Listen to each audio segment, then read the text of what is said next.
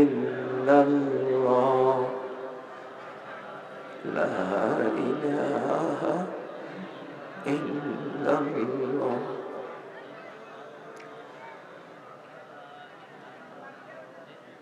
যুগ যুগান্তরে মানুষ যা শান্তি পেয়েছে আল্লাহর জিকির দিয়ে শান্তি পেয়েছে। মানুষের মৃত্যুকালে মানুষ শেষ কালেমা শুধু লা ইলাহা ইল্লাল্লাহ,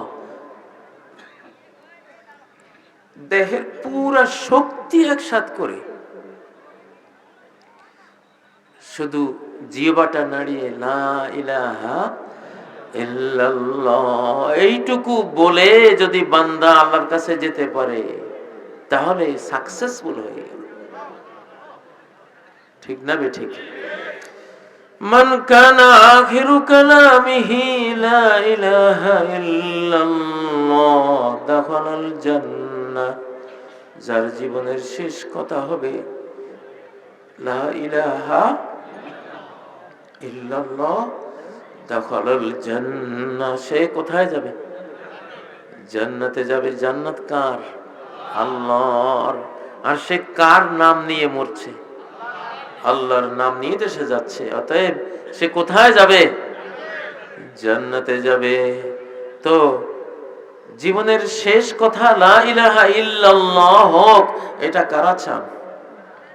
আমরা সবাই তো চাই, সবাই তো চাই, ঠিক না? তো সেটা পাইতে হলে আল্লাহ নবী বলেন কামা তাহিয়াউনা তামুতুন, হায়াতটা যেরকম কাটাবা, যেই কথার উপরে হায়াতটা শেষ করবা, যে আমলের উপরে হায়াতটা শেষ করবা, সেই কথা সেই আমলের উপরেই তুমি মরবা। আল্লাহু আকবার। যদি লা ইলাহা ইল্লাল্লাহ সুবহানাল্লাহ আলহামদুলিল্লাহ এগুলি জপতে জপতে জীবন শেষ করো, তাহলে জীবন শেষে মুখের মধ্যে তোমার সিনেমার গান আসবে না। মুখের মধ্যে সিনেমার গান আসবে না। কি আসবে? লা ইলাহা ইল্লাল্লাহ। সত্য জ্ঞানী মানুষকে যে আল্লাহকে নিয়েই জীবনটা কাটায়। ও ভাইয়েরা, আমরা যে এখন মাহফিলে আসছি, কার জন্য আসছি? আল্লাহকে নিয়ে আছি, আল্লাহর জন্য এসেছি, আল্লাহকে নিয়েই তো আছি।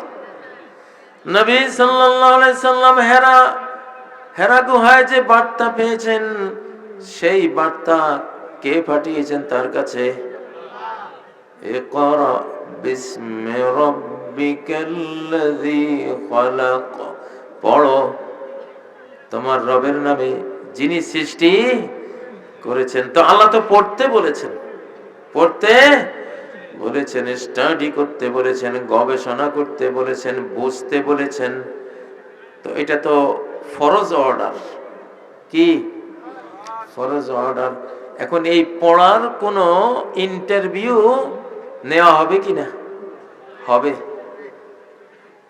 দুনিয়াতে শুধু ইকরা বলেছেন, দুনিয়াতে আপনাকে কেউ আল্লাহর পক্ষ থেকে কেউ ইন্টারভিউ নেবে না তুমি পড়ছো কিনা, নাকি তুমি না পড়ে সময় কাটিয়ে দিচ্ছ, এটা দুনিয়াতে কেউ আপনাকে জিজ্ঞাসা করবে না। আল্লাহর ফেরেশতা এসে আপনার ইন্টারভিউ নেবে না, পরীক্ষা নেবে না। কিন্তু এক জায়গায় ধরা আছে, এক জায়গায় শক্ত কঠিন ভাবে ধরা আছে। সেই ধরাটা কোথায়? কবরে। কোথায়? ওই যে তোমারে বলছিলাম দুনিয়াতে করা, অথবা বলছিলাম উতলু মা উহিয়া ইলাইকা মিন কিতাবে রাব্বিক, তুমি তিলাওয়াত করো যা তোমার কাছে ওহী রূপে আসে, পাঠানো হয় তোমার রবের কিতাব থেকে। এটা তিলাওয়াত করো, এটা পড়ো। তো এইটা যে আল্লাহ বললেন, ফরজ করে দিলেন আমাদের সবার উপরে। কি করে দিলেন? এই কিতাব পৃথিবীতে কয়টা আছে? একটাই আছে। পৃথিবীতে আর কোনো কিতাব নাই, বাকিগুলি খাতা, টিকা টিপ্পনি। বুঝছেন? কিতাব কয়টা? এই একটাই। এটা যে দুনিয়াতে পড়তে বলেছেন, আপনি ভাবছেন পড়লে কি না পড়লে কি? আপনি পড়লেন কত ইংলিশ বুক, কত বিজ্ঞানের বই পড়লেন, কত বাংলা সাহিত্য পড়লেন, কত কিছু আপনি পড়লেন, কত কবির কত প্রবন্ধিকের প্রবন্ধ পড়লেন, কিন্তু কোরআন পড়লেন না। আপনি হয়তো ভাবছেন কই, কেউ তো ধরাধরি করে না, অতএব কোরআন তো আল্লাহ পড়তে বলেছেন, এখন আমি না পড়লেও তো কই, সমস্যা তো নাই। বাইরের সমস্যা তো হবে, সেটা হবে এমন জায়গায় যেখানে সমস্যা হলে একবার আটক হয়ে গেলে আর বাঁচার কোনো উপায় নাই। সেটা কোথায়? মাটির নিচে। কোথায়? মাটির উপরে আপনারে পড়তে বলেছে, হিসাবটা নেবে মাটির নিচে। কোথায়? হ্যাঁ, সেখানে যখন প্রশ্ন করা হবে মার রব্বুকা ওয়া মা দীনুকা ওয়া মান নাবিয়্যুক, তোমার রবকে, তোমার দ্বীন কি, তোমার নবীকে। তিন প্রশ্নের পরে চতুর্থ একখান প্রশ্ন আছে। কি প্রশ্ন? ওমা ইলমুক ওয়া মা ইউদরিক, তোমার সোর্স অফ নলেজ কি? তুমি যে উত্তর দিলা, এই উত্তরের বইটা কি, বইটার নাম বলো। কোন কিতাব পড়ে উত্তর দিলা, কোন বই থেকে ইলমটা নিলা, তুমি জানলা কোন কিতাব থেকে, সেই কিতাবের নাম বলো। তখন মুমিন বলবে করাতু কিতাবাল্লাহ, আমি আল্লাহর কিতাবের ছাত্র ছিলাম, আমি আল্লাহর কিতাবের পাঠক ছিলাম। সুবহানাল্লাহ। আজকে যে কিতাবের কোরআনের মাহফিলে আসলেন, এগুলি তো ফরজ। এগুলি কি ফরজ, কারণ কোরআনের ছাত্র হতে হবে। আজকে আপনারা এখন কিসের ছাত্র? কোরআনের ছাত্র। যখন বলবে করাতু কিতাবাল্লাহ, আমি আল্লাহর কিতাবের একজন পাঠক ছিলাম, আমি এর অনুবাদ পড়েছি, স্টাডি করেছি, গবেষণা করেছি, আমি কোরআনের আলোকে ফাআমানতু বিহি, কোরআনের উপরে আমি ঈমান এনেছি, ওয়াসাদ্দাকতু, কোরআন যা বলেছে সব সত্য বলে বিশ্বাস করেছি। আল্লাহু আকবার। এই কথা শোনার সাথে সাথে আসমান থেকে তার পক্ষে আওয়াজ আসবে, আন সাদাকা আবদি, আমার বান্দা সত্য বলেছে। আমার বান্দা কি বলেছে? সত্য বলেছে। কার বান্দা? আল্লাহর বান্দা সত্য বলেছে। কবরে কি আমাদের ডক্টর ইউনূস সাহেব যাবে আমাদের সাথে?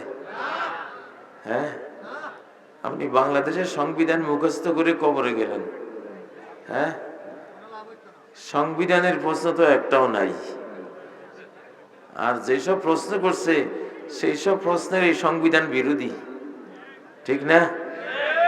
ঠিক না বেঠিক? তো আমেরিকার সংবিধান মুখস্থ করে কবরে গেলে কি হবে? বাঁচার উপায় আছে নি? হ্যাঁ, ওরে বাবারে, যখন প্রশ্ন করবে কোরআন না পড়ে, তুমি দুনিয়ার আইনস্টাইনের বই পড়ে কবরে গেলা, তুমি নিউটনের বই পড়ে কবরে গেলা, অ্যালজেব্রা পড়ে কবরে গেলা, তুমি কত ম্যাথ পড়ে কবরে গেলা, তুমি কত কেমিস্ট্রি পড়ে কবরে গেলা, তুমি স্টোরি পড়ে, ইতিহাস পড়ে কবরে গেলা, অ্যাস্ট্রোনমি পড়ে, মহাকাশ বিজ্ঞান পড়ে কবরে গেলা, ভূতত্ত্ব বিজ্ঞান পড়ে কবরে গেলা, তুমি কত মানুষের কত জীবনী পড়ে কবরে গেলা, সবই পড়লা, কিন্তু কোরআন পড়লা না। তখন উত্তরটা কি দিবা? তখন উত্তর দিবা হা হা লা আদরি, হা হা মুখস্থ করেন, হা হা, হা হা মানে হায় হায়, হা হা মানে কি? অসময় হায় হায় কেহ কারো নয়। ঠিক না? কবরে সে বলবে হা হা হায় হায় লা আদরি, আমি তো জানি না আমার আল্লাহকে, রবকে, দ্বীন কি, ইসলাম কি, আমি তো জানি না, আমার নবীকে আমি তো জানি না। সামিতুন নাসা ইয়াকুলুনা শাইআন ফাকুলতু, আশপাশের মানুষদেরকে আমি শুনতাম তারা কিছু কথা বলে, ইসলামের কথা বলে, আল্লাহ রাসূলের কথা বলে, মুখে মুখে শুনতাম, মাঝে মধ্যে আমিও বলতাম, কিন্তু আমি তো আসলে কোনো এই ব্যাপারে জ্ঞান অর্জন করি নাই। এই ব্যাপারে কোরআন তো কোনোদিন আমি শুনিও নাই, পড়িও নাই। তখন কি হবে? তখন ফায়ুদরাবু বিমিতরাকাতিন মিন হাদিদ, হাদিদ লোহার মুগুর দিয়ে তার কান আর মাথার মাঝখানে একটা আঘাত করবে ফেরেশতা, মুনকার নাকির ফেরেশতা, যার চোখ দিয়ে বিদ্যুৎ ঝরবে, যার কথার মধ্যে ঠাডা পড়ার মতো বজ্রপাত হবে, এইরকম ভয়ঙ্কর রূপে ফেরেশতা আসবে, কান আর মাথার মাঝখানে একটা বাড়ি মারবে। লাউ দরিবা বিহা জাবালুন লাসারা তুরাব